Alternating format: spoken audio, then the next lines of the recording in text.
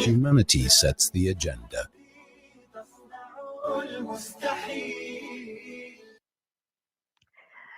Welcome back. It is exactly 8:58. I'm going to be talking with Patrick Bond, who once worked in the US Federal Reserve. He considers himself one of the institution's toughest critics. He is also a political economist, political ecologist, and scholar of social mobilization. He is Patrick Bond. He's here to talk to us about a claim made by the Turkish finance minister, who is saying that the United States Federal Reserve does not belong to the American public, but is instead owned by 5 wealthy families, which has, the comment obviously has sparked criticism by economists all around the world. Patrick Bond, a very good morning to you. Welcome to the program. And how do you respond to that statement? Well, great to be with you, Slums. It's a wonderful chance to talk at the beginning of 2022 about an obscure topic, monetary policy. That is, what is the central banking role, which is in every country. There are a few countries that don't really have a central bank, like Zimbabwe. They have lost their sovereignty and the dollar still reigns. But basically, we all rely on our central banks. And it's a very good question that Nuruddin Nabati asks, who is running it? Now, he comes up with the wrong answer, in my view. Now, Nabati is a 58-year-old political scientist. He was in the Muslim business community as a leader and was chosen as Erdogan, the prime minister, has said he's trying to change the economy, make it more export-oriented, and wants to cut interest rates. And a finance minister who's quite pliable and maybe in a conspiratorial frame of mind. Similar maybe to, you remember Malusi Gigaba was appointed by President Jacob Zuma in 2017. It sort of reminds me of that move to populism. And it's not really well grounded. And I think the problem with saying, okay, it's 5 families, is it turns into an anti-Semitic trope. And particularly for a Muslim leader in a country with a, let's say, conservative, authoritarian, populist government, it's really going to backfire. It already has. Okay, many see Nabati's comments as part of Erdogan's broader unconventional approach to economics, with obviously the president himself exerting influence over the country's central bank and also having pressured it to lower the interest rates over the past few months. So that's the one issue. This also speaks to foreign investors' distrust in the Turkish economy and to possibly contributing to its financial crisis. That's another issue. But then let's just come back to Nabati's original comments, and that is the people that he's named here are really heavyweights in American society. We're talking about the Rothschilds, the Lehman Brothers, Lazard Brothers, Goldman Sachs, the Warburgs, Kuhn and Loeb, and possibly a few others. Do you think this all is really a conspiracy theory and those theorists are going to jump onto the bandwagon?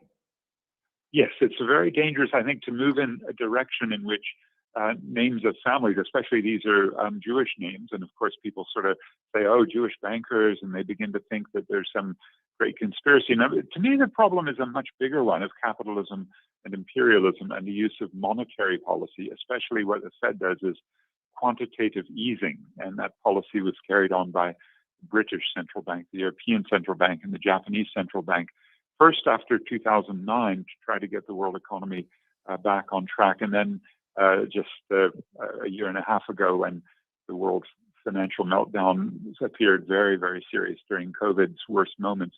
So yeah, this is a time to ask, what is this monetary policy? Who's making it? Lehman Brothers went bankrupt in September of 2008, so that doesn't count. And the others are pretty trivial. The really big money is in institutional investors in Wall Street. Sure, these are, for some of the names you mentioned, important companies, but there's something much bigger, which is world capitalism occasionally having hiccups, and sometimes they're very serious. 2008-9 was worse than the Great Depression of 29 originally, and the one last year seemed to be, crashing everything. So that's when the Federal Reserve, which I worked for 2 years in 1983 to 85. So I sort of know it.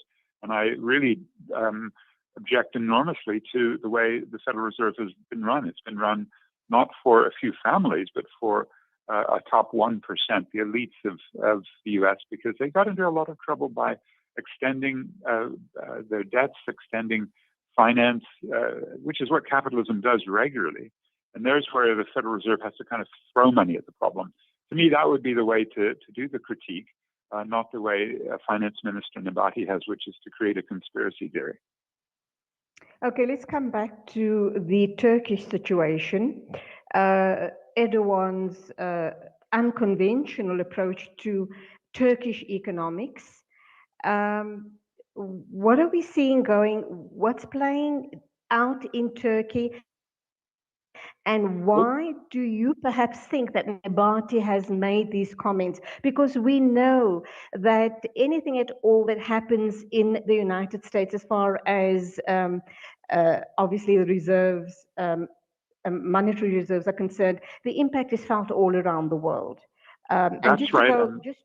just to backtrack a minute before I allow you to respond, is the other bit of controversy surrounding the Federal Reserve's ability to print money has also been obviously a bone of contention for many people all around the world, very especially critics condemning the fact that trillions of dollars have been printed by the institution, which reportedly leads to higher inflation. So let's look at the Turkish response first, and then we can go back to the Federal Reserve's situation where they just keep printing money all the time. Yes, you're right. I mean, they're switching around now because, as you say, with international inflation fears, mainly caused actually by blockages in the system, partly as a result of COVID. So, for example, I'm just looking at the Cape Town port, and they had a force majeure when there was an electricity outage, and there are big trucker problems finding the truck drivers in Britain, and the ports of Los Angeles are all clogged up. So all over the world, we're finding these bottlenecks. Remember, there was a Suez Canal ship, the Ever Given, that was stuck. And these are the sorts of things, because the capitalist system is very stretched, these blockages create all sorts of problems down the road. And I think actually, instead of it being inflation driven by higher wages, we're not seeing that. It's inflation driven by these kind of little bottlenecks. But of course, Turkey has had some high inflation, around 20%, and they've also had the highest interest rates in the world. We're number 4. There's also Pakistan and Brazil between us and among the major countries. And it does strike me that what Erdogan is doing, like what Ramaphosa in his very, very different ways doing, reacting to stagnation, to the problems in which you're not really in control of your economy. Big companies are, international finances. And in Erdogan's case, he's a populist, and he's moving with authoritarian moves, but he's trying to create some, let's say, economic activity by lowering interest rates. I wish we'd seen more of that in this country, but you saw a little bit of that in 2020. And I think the Turkish lira, the currency, has crashed so far. It's about 40% crash over the past year, and especially coming in the last few weeks. You've got a finance minister there who's just sort of seen as wacky. And he's obviously going to be trying to print money and trying to create, for example, in exports, more incentives and get the economy going in any way. But they're having trouble, like all emerging economies. Even China, which has the strongest long-term economy, they've come back a little bit, but they're also finding similar problems. Now, you're worrying about inflation. I think a lot of people are, but what you said is right. That the Fed, the British Central Bank, the European Central Bank, and the Japanese, they're printing money. They're throwing money at a deeper problem. Now, usually you'd expect that if you put more money into the system, it'll create pressures on prices. Prices will go up. The main way we've seen that is actually in the stock market. So the world's stock markets, including the Johannesburg Stock Exchange, are at all-time highs. So we're seeing money trickle up. The quantitative easing more or less goes through banks, and that goes to the shareholders of big companies and buybacks by companies of their shares. And so the rich are getting very rich. And that's been reflected in speculative real estate and the art market, but especially the stock market. And I think that's the major way we're going to see inflation continue to play out, while we have a capitalist system that's getting very, very distorted and 1% control so much. That's why I say it's not really so useful to say it's 5 families. It's really a kind of extreme uneven development in world capitalism with U.S. imperialism, especially through its monetary system. The dollar is basically the gold of the world now. You buy dollars, you save dollars, you use it as the international medium of exchange. And that's the dilemma. We really have to get away from dependence upon exports and dependence upon the U.S. dollar. Foreign debt. South Africa's, by the way, is now up to about 170 billion US dollars. That's not just government debt. That's all of our foreign debt.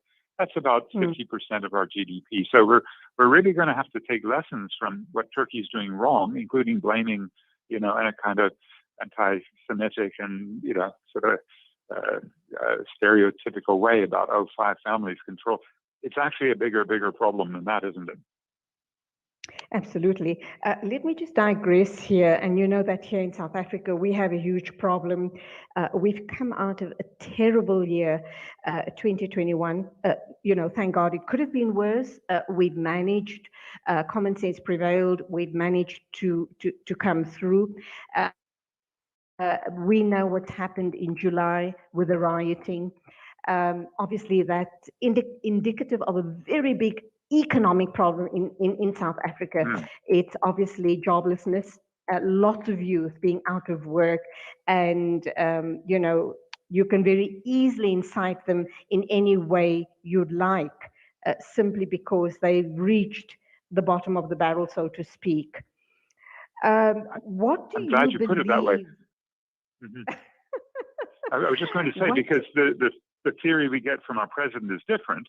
He doesn't want to acknowledge that harsh reality. He's given 350 rand a month through March to masses of people, a few million who don't have jobs. But he has a different theory, which is that July was a result of a conspiracy, a coup, well-orchestrated economic sabotage by a few people. So I'm glad you've posed it in a bigger way, right, a structural way, so we can really get at the dilemma, which got much worse as we had 5% growth last year. We also had a massive increase in unemployment. It's about 47%, including the people who've given up looking for work. It's unprecedented. It is absolutely. If this situation is not addressed, we are in deep trouble in South Africa. We could have a flare-up worse than we've seen last July. So what do you believe needs to be done? And how do we get this very, very important message through to government? Because if they don't do anything now, we are in deep trouble. South Africa is going to be on fire, to put it bluntly. That's right. And, it's so interesting that, the mainstream view is you just got to cut government spending and be more efficient, privatize parastatals, get certain kinds of, incentives to foreign investors, all will be well. That's the sort of line we've heard since liberation in 1994, and it just hasn't worked. So coming from the left, and, I have a perspective between Marxist and Keynesian views. Keynesian meaning you would want to print money, but you do it in a way not that goes to the stock market. It should go to ordinary people. The strategy there is the basic income grant, so that everybody at least has ideally about 1,500 rand a month, which would be, the 50 rand a day that every human being is in this country going to need to be able to survive, food and other essentials, according to Stats SA, the upper bound poverty line. So let's start with that. That could be done very easily if Enoch Godongwana and David Masondo, our finance minister, our deputy finance minister, and then Lesego Kganyago, the central bank governor, could agree that if they don't do that, the 46% unemployment could mean a very serious upsurge of anger and frustration that makes July look like a picnic. Now that becomes a dilemma for organizers. Progressive organizers are trying to put these ideas out, but their labor movement allies are a bit weak. Community groups are doing these service delivery protests, never stopping, very, very energetic and angry that water and electricity is too expensive. Electricity was really one of the reasons they ended so badly, right, in the November 1 elections, because so many people have been disconnected by Eskom's policy called load reduction. And if you put all that together, it does seem to me that the kind of, remember the old Reconstruction and Development Program, or even harking back to the Freedom Charter, that spirit of a different economic policy is long overdue to stop this building tension, building anger and misery and suffering. And I think the question you're asking for 2022, what would it take to move the economy back to serving people, not to trying to export to a competitive world economy, not to letting this, we are the most unequal country in the world, letting the elites get richer, cutting corporate taxes, as the then Finance Minister Mboweni did last year. The pressure must rise against a man, Enoch Gonagwana, was formerly a Marxist revolutionary in the trade union movement, in the metal workers union. David Masonda, the deputy finance minister, formerly communist youth leader. I know these two men very well, and just to see how quickly they've shifted to the right under the pressure means there has to be countervailing pressure that would come from the left. And I think that's where these sort of organized protests, organized trade unions, organized civic groups, the youth, especially where it becomes now important to link it to the environment and climate crisis, right? So we're not so dependent on such capital-intensive, export-oriented, minerals-based economic strategies. Okay, Patrick, unfortunately, we've run out of time. You and I could sit here talking for hours on end. We must talk again soon. Lots to unpack, but thank you indeed for your valuable time. Thank you very much. Bye-bye. Bye. That was Patrick Bond talking about, ridiculous situations, monetary and economic situations all around the world. He's a political economist, political ecologist, and scholar of social mobilization. We'll get him back on air again sometime soon, 14 after 9 o'clock. This is News and Views right here on Salam Media. We will take an ad break, and then we'll be joined by the lovely Nafisa Said, so do stay tuned.